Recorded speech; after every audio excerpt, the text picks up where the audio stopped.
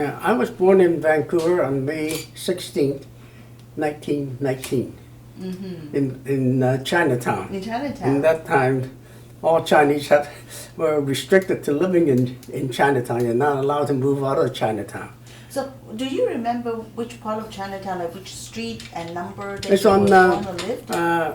Pender Street, and I remember the house at 110 and a half.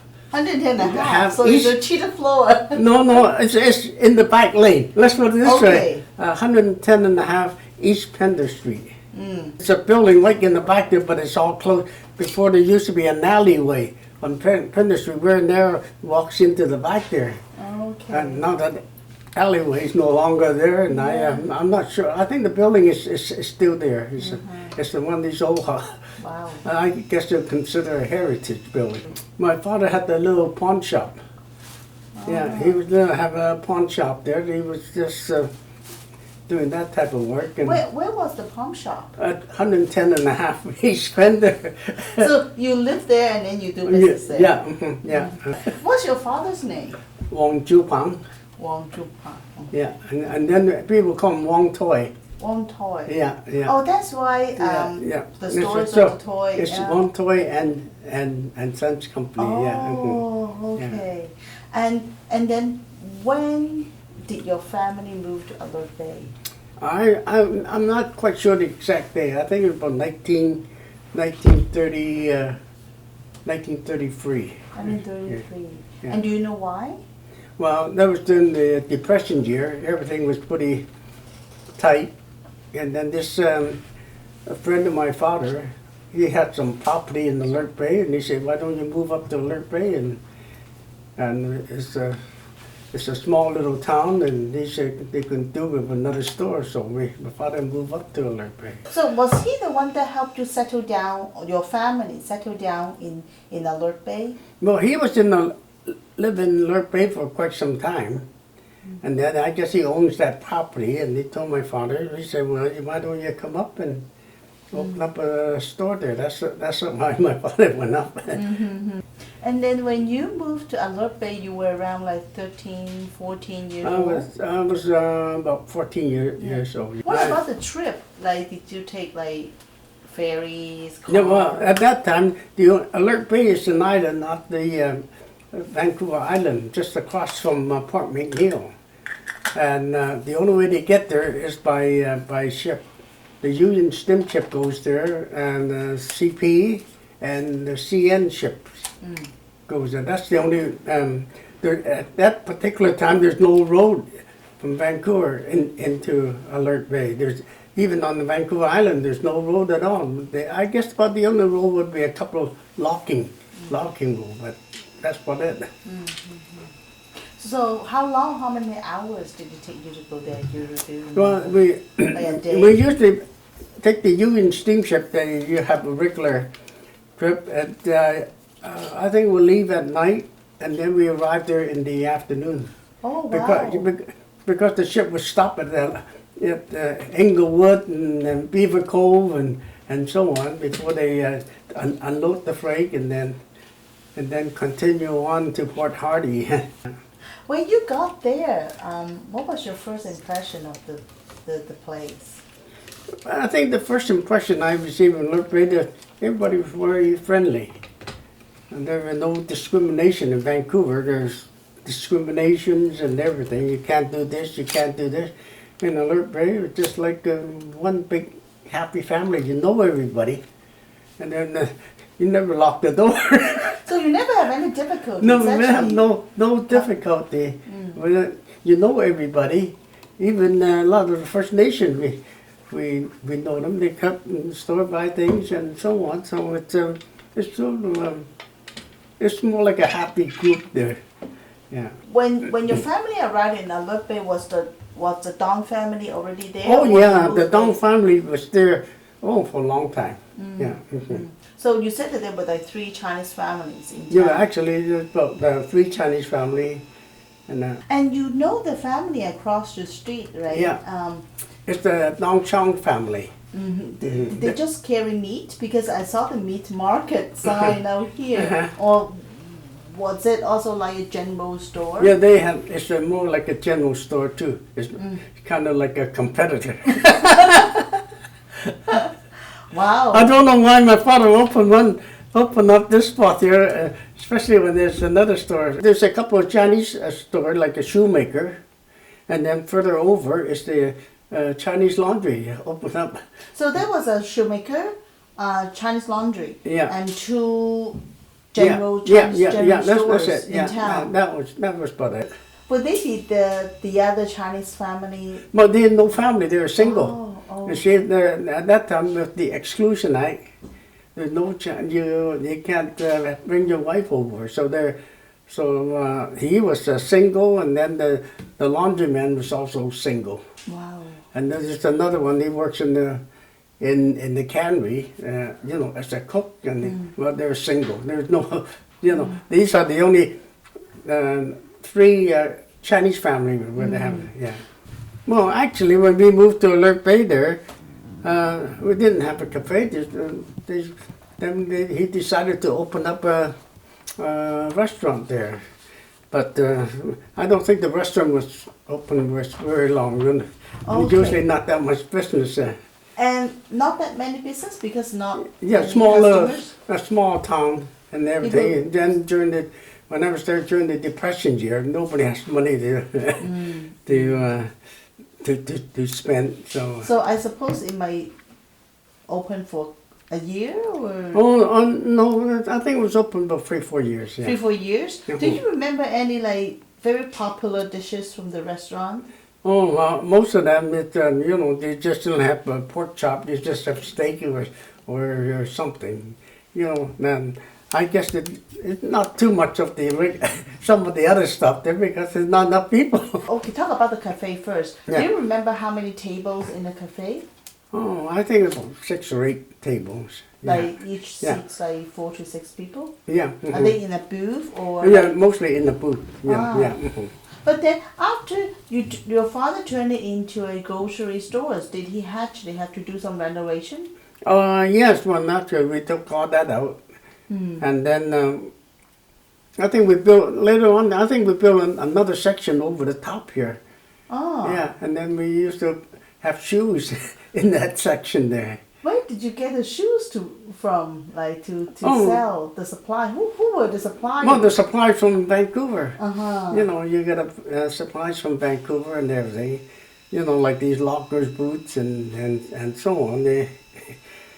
So we're just a small section for shoes. Anything where there's demand for it. Yeah.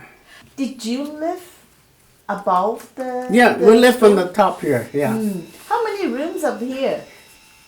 Here we've got 1, 2, 3, 4, 5. I think it must be about 6 or 7 rooms up there. Yeah. And I saw there's an attic.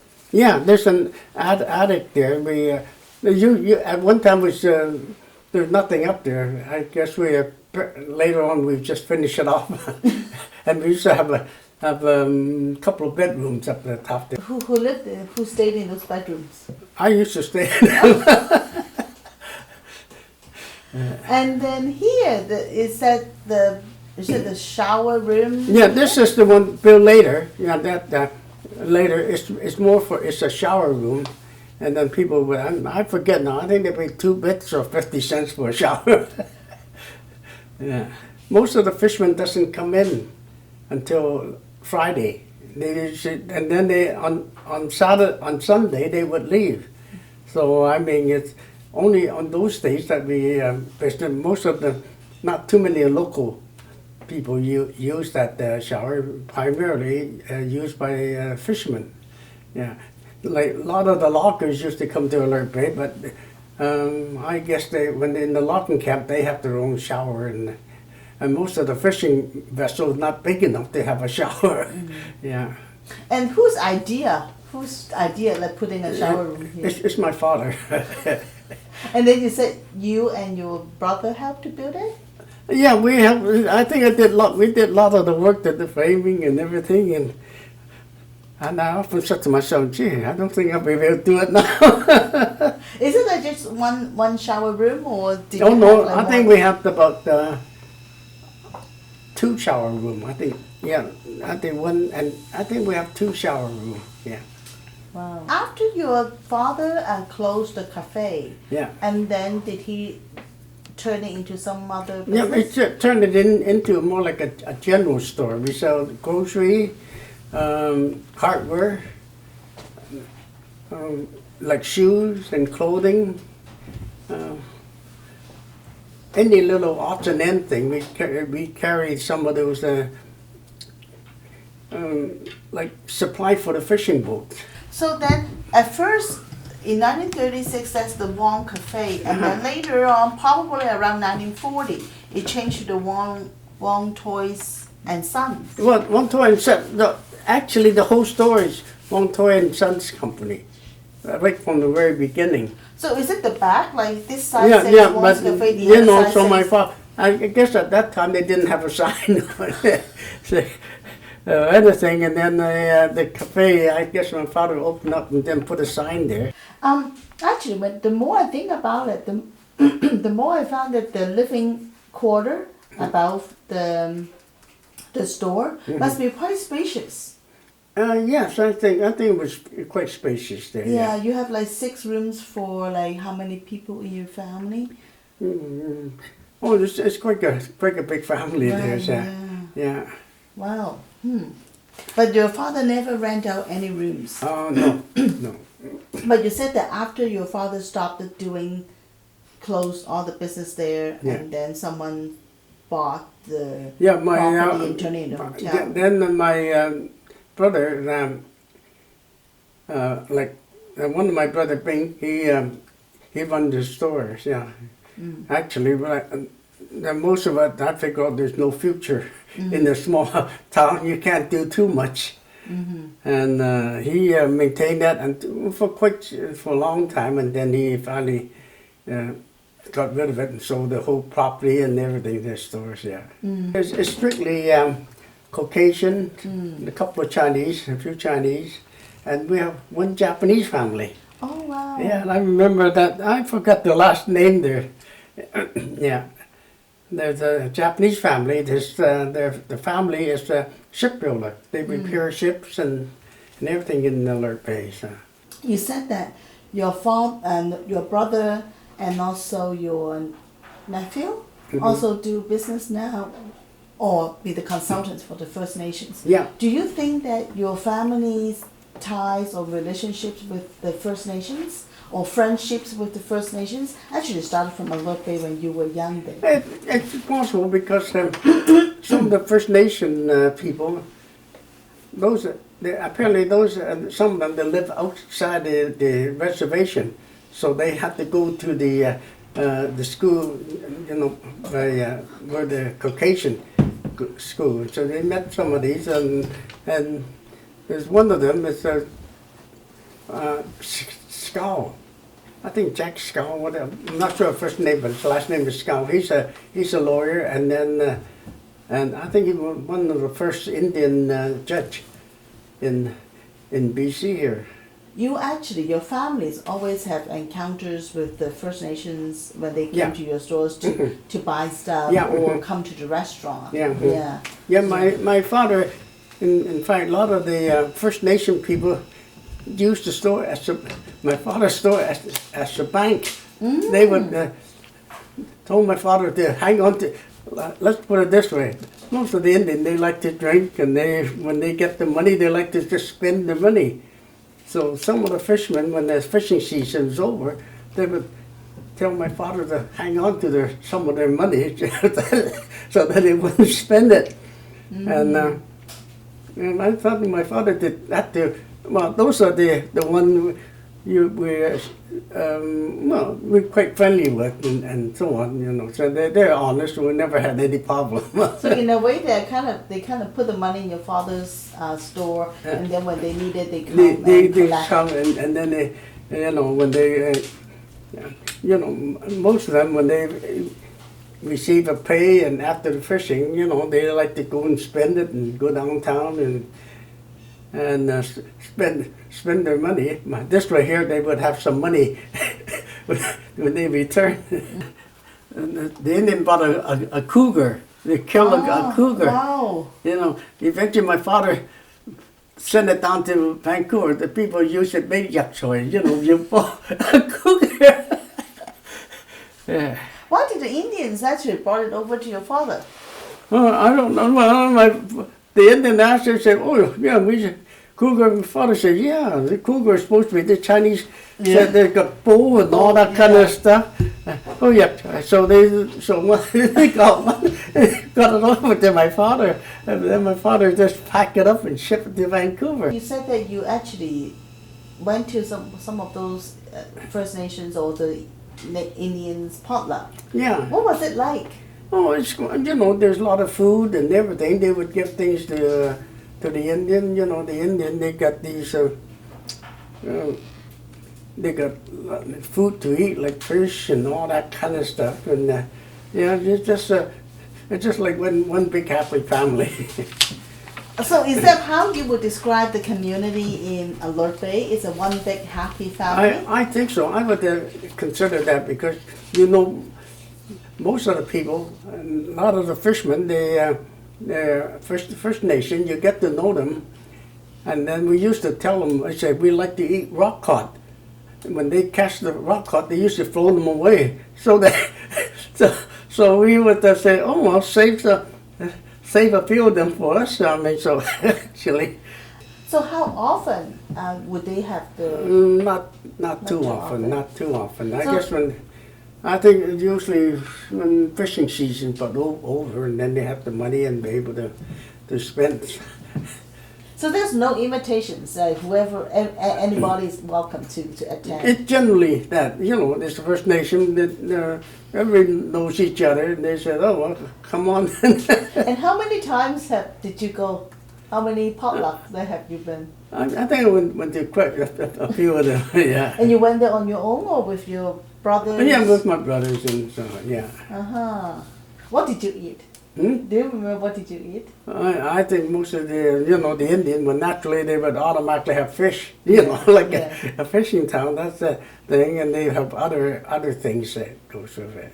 In the Alert Bay at that time, we used to can a lot of abalone. Oh, in the Alert Bay, when there's low tide, we used to go walk along the beach there and pick up the abalone. And then we used to have some Indian that goes around to the other spot and bring them whole bags of this thing, and we have to clean it, and my father would can it and send it downtown. Now later on, when the people start having scuba diving gear, they just went out to Alert Bay and cleaned the whole stock out. There's nothing left in there. Oh yeah, that when we were there, when I said abalone, you see so much of it. You know, I mean, now I look at it, the cost of abalone and so on, I say, wow, at that time you can pick tons on the beach. Oh yeah, we used to get hundreds of pounds. Then we'd go there and then we spent a lot of time there cleaning it and taking it out of the shell. And my sister, my little sister, we used to put down the shell like souvenir of Alert Bay. If we put it down there, and when the cruise ship comes into Alert Bay, we used to on the bicycle took it down to by the Indians cemetery. You know, all the totem poles like in that cemetery, and he would up on a little shop and sell these little. How big is? No, there's some big ones. Wow, yeah. Wow. No. Wow. Like abalone, we only take the big one. Yeah. If there's a small one, we don't. You know, but later on, when these other people came up, they just clean everything, big and small, and no matter what, they just, just clean it up. If they leave some of them behind, it would be fine. So, at that particular time, when the tide is low, we used to get on the rowboat. We used to walk along the beach there and be able to pick some of them up. But deeper water, we used to get on the rowboat and we used to have a little spear and just knock it off the rock there and pick it up. Yeah. Oh yeah, everybody knows Charlie. he's the one that well, let's put it this way: everybody in town knows a certain person, and then like I said, you know everybody in that small town. So if there's a stranger comes into the town, everybody knows. Oh. Yeah. So it's quite secure and safe then. Yeah, in a yeah, way, it's secure because once you get on, you can't get off. You have to either have a boat to get off the island. Yeah. This boat belonged to Charlie. I remember the name is Charlie. He has his boat there. And every time when the CN ships come to Alert Bay, they doesn't pull into the harbor. They used to stop at the outside Alert Bay there, and he would go out there and pick up the passenger. And, Wow. Yeah, so I that's- used to go along with him a lot of time. That's more like a deckhand. Wow. So it's like those like. No, this one here, one day there's a group of us who wanted to go, I think it was at the Nimkus River. They went there, they wanted to do some swimming. Yeah. Alert Bay is all rocky, the beach, you can't, barnacles all over, you can't swim. And the water's so cold. Whereas Nimkus River, the sand and everything, the sun gets it and the water was warm enough. So Charlie used to take us, the group over. Oh, that's Yeah. nice. The youngest is born in Alert Bay. When was it? Yeah. When was When, it? when we first went to Alert Bay, yeah. Oh, so it was like. in yeah, the- my mother was pregnant at that time. I think it was in. So did your mother take the boat to the hospital? Oh, or no, someone went to the home? Alert Bay, there's a hospital right in Alert Bay. Oh, okay. So this hospital ship, there's the only hospital, but this ship, there's a wharf right in front of the hospital. And that ship usually anchor there. And then we used to go aboard this ship, the Columbia, and go see movie. You can take a magazine and books, and it acts more like a library. Well, I've never imagined I take a ferry to just go. No, it's a fair size boat. They can, yeah. It's more like a hospital too. They got a there's So it's well equipped. It's well equipped. I think they have I'm not sure if there's a doctor aboard the ship here too. That goes around to all the different locking camps and everything, and To help the lockers and yeah, the family. to check up. And if they want to see a doctor or anything, they check them out, and then they have the library. And we used to go aboard and watch the movie too. Sometimes they would show a movie. Did you have to pay to get on board? No. We don't have to pay anything. We just comes in. Is this your mother? Yeah. Your two younger sisters Yeah. in front of the store. And this is the boat to Oh, this is the ship that bought the soldier, To Alert Bay, To or? Alert Bay, yeah. Oh. There's well, the only recreation place is come to Alert Bay. There's